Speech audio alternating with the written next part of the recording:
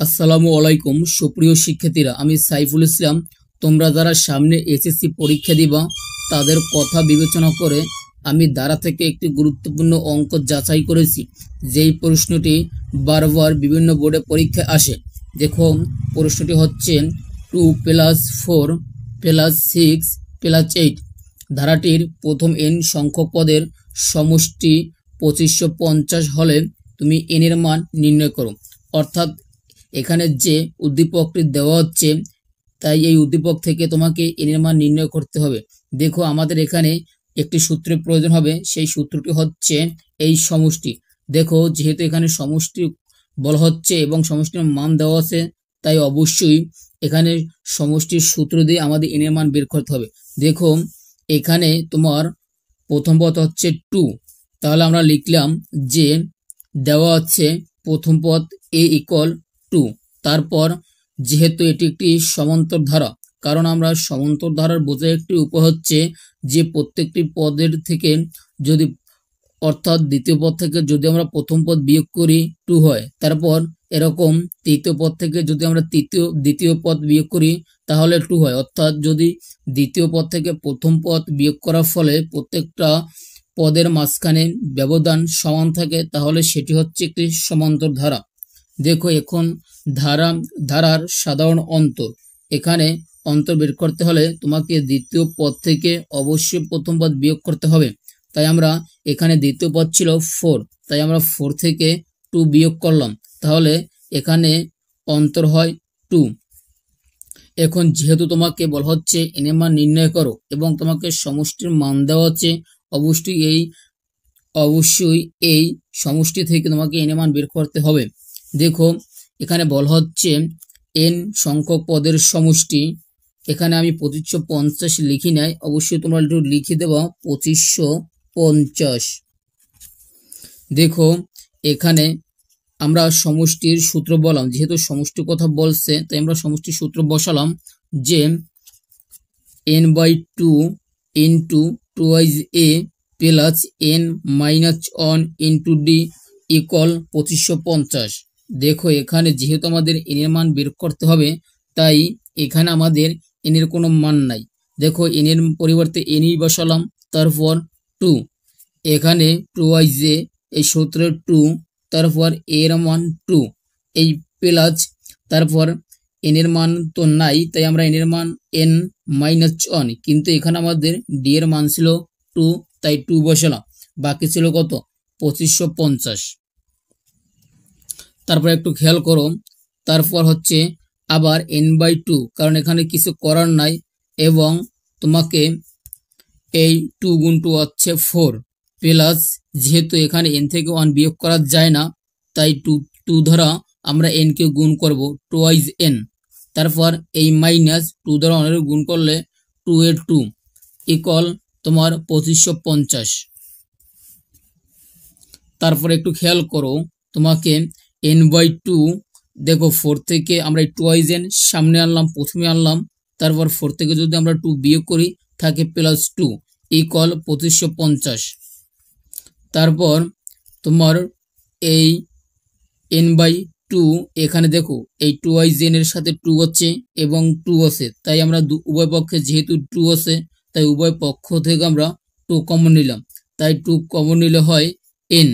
আর এই প্লাস, দেখো 2 দ্বারা 2 যদি ভাগ করি তাহলে কিছুই থাকে না, অর্থাৎ কোনো কিছু না থাকলে তোমাকে 1 বসাতে হবে, = 2550। তারপর এখানে থাকে n, এখানে থাকে n প্লাস 1 = 2550। একটু খেয়াল করবা, যেহেতু আমাদের ছিল n দ্বারা গুণ করতে হয়, তাহলে n দ্বারা গুণ করলে n² প্লাস n দ্বারা 1 গুণ করলে 1 = 2550। তারপর তোমার n² প্লাস n, এই 2550 ছিল প্লাসের, তাই আমরা সাইড পরিবর্তন করে এ সাইডে আনলাম, তাই হয়ে গেছে মাইনাস, তাহলে এ সাইডে কোনো কিছু থাকে না, তাই = 0।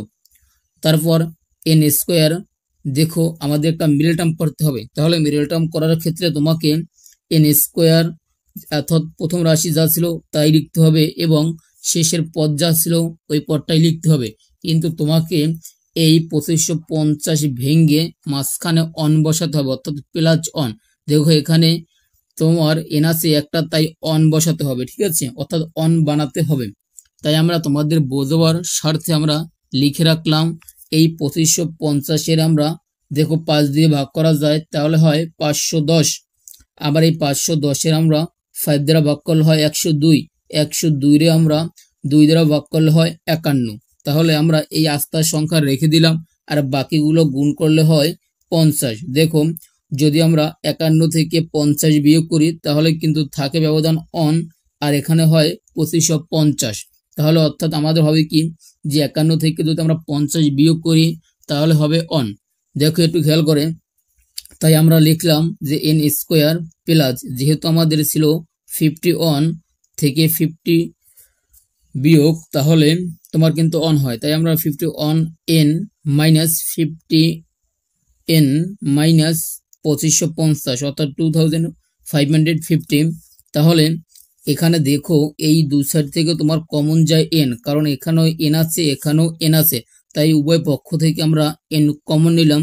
তাহলে দুটো এনে গুণে যদি আমরা একটা এন কমন নিই, বাকিটাই একটা, তাই এই একটা রইল, এই প্লাসের প্লাস।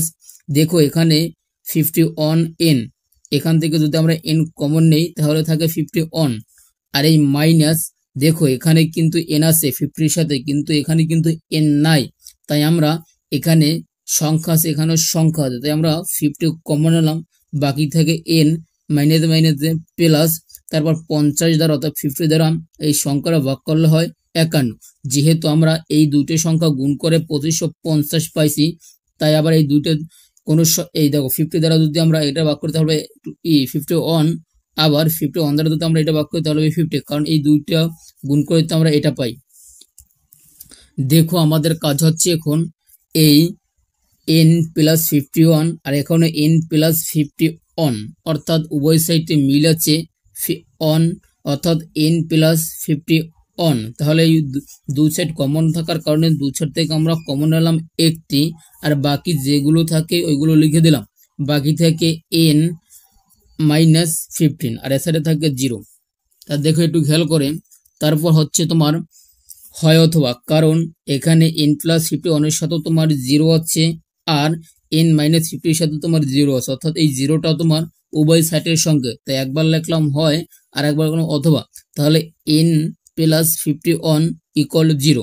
এখানে আমরা যদি n রেখে দেই আর এখানে প্লাস 51 আছে, হয়ে যায় মাইনাস 51, অর্থাৎ মাইনাসের মান কখনোই গ্রহণযোগ্য না হয় না, অর্থাৎ মাইনাসের মান কখনোই গ্রহণযোগ্য হয় না, তাই এটা হবে না।